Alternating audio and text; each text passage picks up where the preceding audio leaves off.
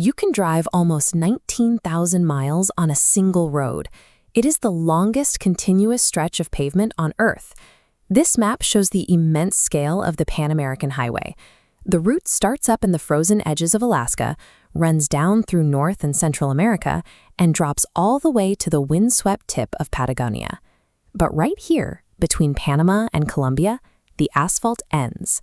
The map goes completely blank for 60 miles, and on the far side, the road quietly begins again.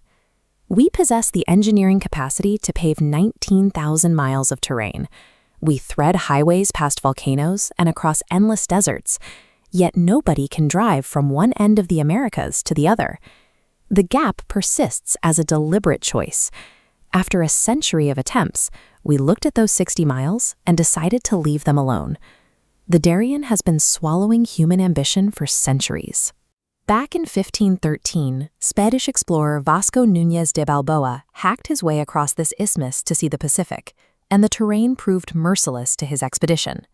Nearly 200 years later, the Kingdom of Scotland staked its future on founding a trading hub on this coast.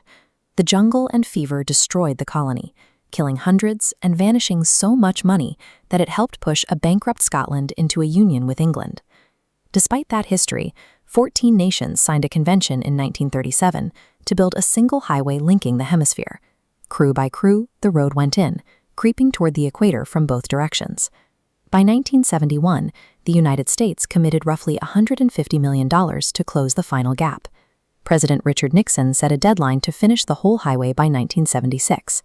The bulldozers were ready. The money, machines, and political will were fully secured. A superpower was about to pave the Darien. But as the plans moved forward, officials started looking closely at what opening that jungle would actually cost. On the Colombian side, the land flattens into the delta of the Atrato River. It is 50 miles of marsh, standing water, and soft black mud, with absolutely no solid bedrock beneath it. To run a highway across that terrain, engineers would have to suspend the longest bridge in the world over mud that swallows whatever you sink into it. The brutal geography was doing exactly what it was meant to do. It was a physical and biological firewall, protecting both sides by keeping them apart. Pushback also started coming from within the United States. In 1975, the Sierra Club sued the Department of Transportation, forcing the government to account for the environmental damage a highway would cause. They were fighting for the Chocó Darien. After the Amazon, it is the second largest stretch of intact forest left in the Western Hemisphere, eventually recognized as a UNESCO World Heritage Site. The park shelters jaguars, critically endangered monkeys, hundreds of bird species, and apex predators like the harpy eagle, which navigates a canopy climbing from coastal mangroves up to high cloud forests. Every road cut into a rainforest becomes the spine of its destruction. Pavement invites trucks, loggers, and settlers who clear the forest outward, moving like cracks through glass from the highway's central line. And the gap is not unpeopled. The Embera, Wonan, and Guna indigenous nations live inside it, relying on the forest for their food, water, and culture. They understood that a road would pour outsiders directly into their communities, eroding a way of life the jungle had kept protected. So they firmly rejected the project, and their voices carried weight. By the mid-1970s, the project stalled out completely. When governments added the bottomless mud, the viral threats, the ecological destruction, and the human displacement, the math came out negative. Leaving the map blank was the only winning move. Canceling the highway preserved the jungle, but it did not keep human beings out. People are crossing anyway, on foot. This chart tracks annual migrant crossings through the Darien. In the early 2010s, roughly 2,400 people crossed in a year.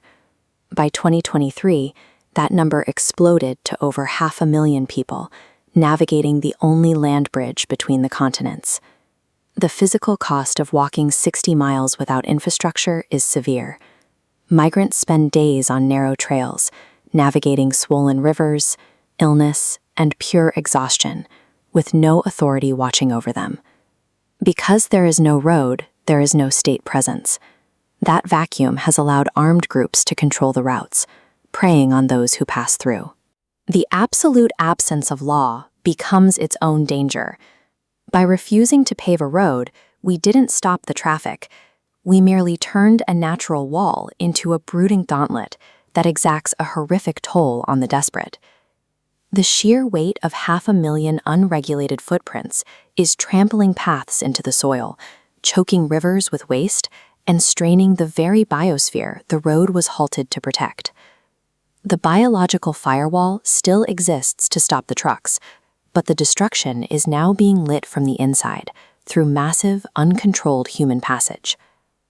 The Darien Gap misreads as a failure of engineering.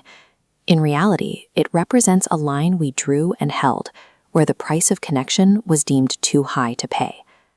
The longest road in the world remains broken by 60 miles of wilderness, proving that sometimes the emptiest line on a map truly is the wisest one.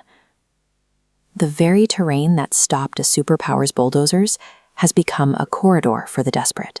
We protected this wilderness from the disruption of a road, only to watch it struggle under the weight of human passage.